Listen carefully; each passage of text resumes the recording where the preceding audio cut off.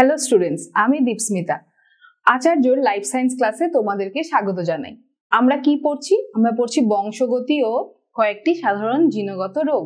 আমরা অলরেডি আমাদের আগের ক্লাসে বংশগতি সম্পর্কে কিছু ধারণা পেয়েছি এবং তাছাড়াও জেনেটিক্সের রিলেটেড অনেকগুলো ডেফিনেশন শিখেছি। আজকে আমরা পড়ব মেন্ডেল মটরশুঁটি গাছের উপর পরীক্ষা করে কিভাবে এই বংশগতিকে প্রমাণ করেছিলেন। তাহলে আর দেরি না করে চলো শুরু করি আজকের ক্লাসটি। বংশগতি সংক্রান্ত পরীক্ষায় মেন্ডেল যে গাছটি সিলেক্ট করেছিলেন সেটি হলো মটরশুঁটি গাছ। মটরশুঁটি গাছের বিজ্ঞানসম্মত নাম পাইসাম স্যাটিভাম। মেন্ডেল কি করেছিলেন? মটরশুঁটি গাছের 7 জোড়া বিপরীত ধর্মী চরিত্রের উপর কাজ করেছিলেন। এই চরিত্রগুলি 7 জোড়া বিপরীত ক্রোমোজোমের মধ্যে থাকায় মেন্ডেলের যে রেজাল্ট, সেই রেজাল্টে কোনো অ্যাম্বিগিউটি বা কোনো কনফিউশন তৈরি হয়নি। তাহলে স্টুডেন্টস, চলো আমরা প্রথমেই পড়ে নিই এই 7 জোড়া বিপরীতধর্মী চরিত্রগুলি ছিল কি কি। প্রথমেই আসি গাছের দৈর্ঘ্য। এই দৈর্ঘ্য সংক্রান্ত ব্যাপারে যেটি প্রকট বৈশিষ্ট্য সেটি হলো গাছটি লম্বা আর প্রচ্ছন্ন, গাছটি বেটে। এরপরে যেটা সেকেন্ড উপরে কাজ করেছিলেন সেটি হলো গাছে ফুলের বা ফলের অবস্থান। যদি কাক্ষিক হয় তাহলে সেটি প্রকট বৈশিষ্ট্য, আর যদি শীর্ষস্থ হয় তাহলে সেটি প্রচ্ছন্ন বৈশিষ্ট্য। এবার আসি ফুলের রং। ফুলের রং যদি বেগুনি হয় তবে সেটি প্রকট বৈশিষ্ট্য, ফুলের রং যদি সাদা হয় তবে সেটি প্রচ্ছন্ন বৈশিষ্ট্য। এবার আসি বীজত্বকের গঠন। বীজত্বক যদি গোলাকার হয় তাহলে এটি প্রকট বৈশিষ্ট্য, যদি এটি কুঞ্চিত হয় তাহলে সেটি প্রচ্ছন্ন বৈশিষ্ট্য। এবার আসি ফলের রং। ফলের রং যদি হয় সবুজ তাহলে সেটি প্রকট বৈশিষ্ট্য, ফলের রং যদি হয় হলুদ তাহলে সেটি প্রচ্ছন্ন বৈশিষ্ট্য। যদি ফল স্মুথ হয়, যদি তুমি দেখো সিড কোডটা খুব স্মুথ, তাহলে সেটি প্রকট, আর যদি কুঞ্চিত হয় তাহলে সেটি হবে প্রচ্ছন্ন। আর শেষে আসি হলো বীজত্বকের রং।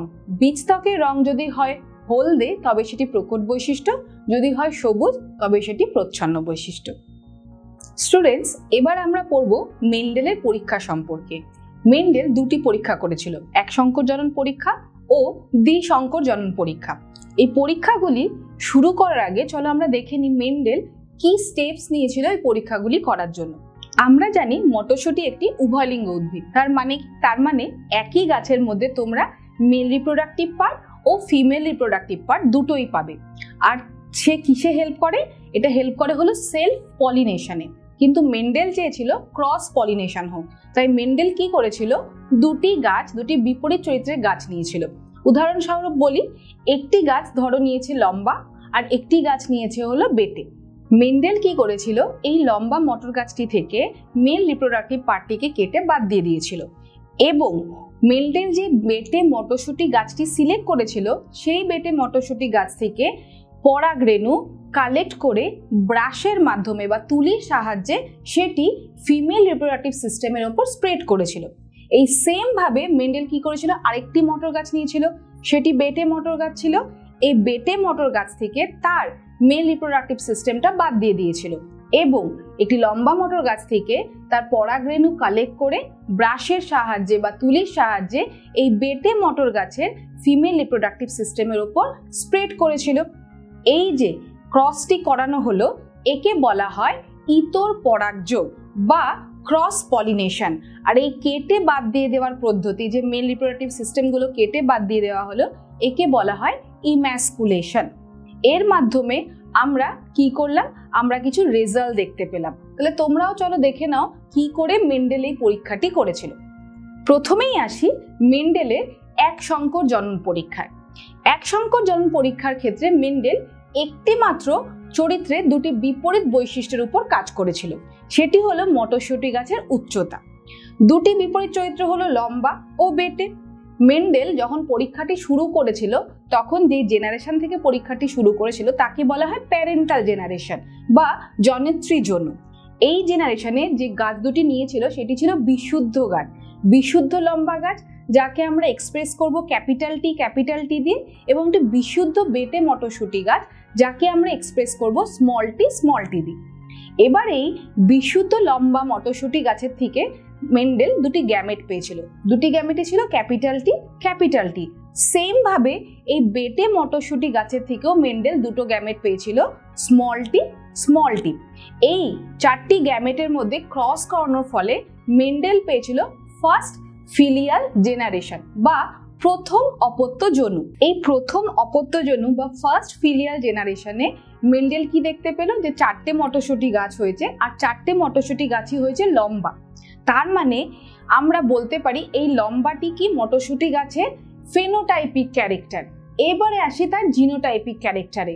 মেন্ডেল দেখেছিল এই 4টি যে মটরশুঁটি গাছ তৈরি হয়েছে 4টি হয়েছে হলো হেটেরোজাইগাস টাইপ, মানে প্রত্যেকটি গাছের কম্বিনেশন কি হয়েছে অ্যালিলের, একটা ক্যাপিটাল টি একটা স্মল টি, মানে 4টি গাছের ক্ষেত্রে আমরা দেখব অ্যালিলিক কম্বিনেশন হলো হেটেরোজাইগাস কন্ডিশনে আছে, মানে একটা করে ক্যাপিটাল টি একটা করে স্মল টি।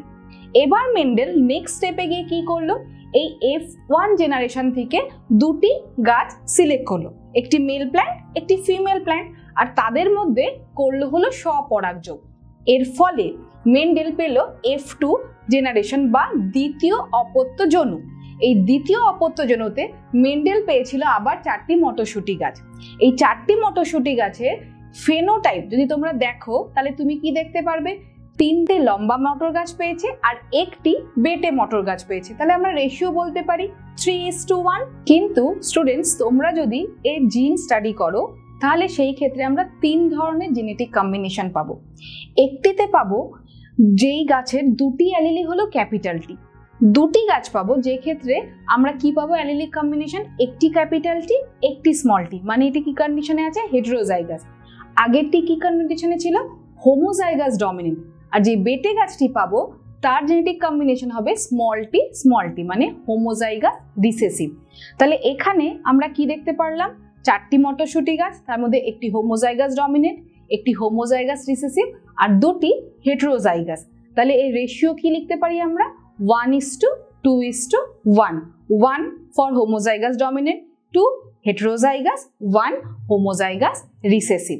এই হলো মেন্ডেলের প্রথম পরীক্ষা, মানে মোনোহাইব্রিড ক্রসের পরীক্ষা। এই পরীক্ষা থেকে মেন্ডেল আমাদেরকে 2টি বংশগতি সংক্রান্ত সূত্র দিয়েছিল। প্রথম সূত্র ছিল প্রকটতার সূত্র, মানে তোমরা প্রথম থেকেই বুঝতে পারছো যদি 2টি অ্যালিলে একটা ডমিনেন্ট আর একটা রিসেসিভ হয় সমস্ত ক্ষেত্রে ডমিনেন্টেরই ক্যারেক্টার এক্সপ্রেস হয়।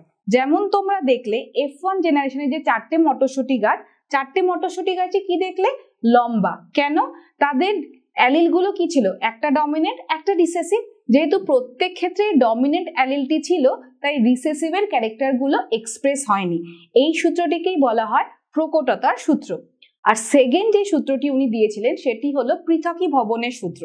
মেন্ডেল কি বলেছিল, এই যে দুটো অ্যালিল, এই দুটো অ্যালিল কখনোই একসাথে কানেক্টেড হয়ে থাকে না, তারা আলাদা আলাদা থাকে এবং গ্যামেট ফর্ম করার সময় তারা সম্পূর্ণ একজন আরেকজন থেকে আলাদা হয়ে যায় বা পৃথক হয়ে যায়।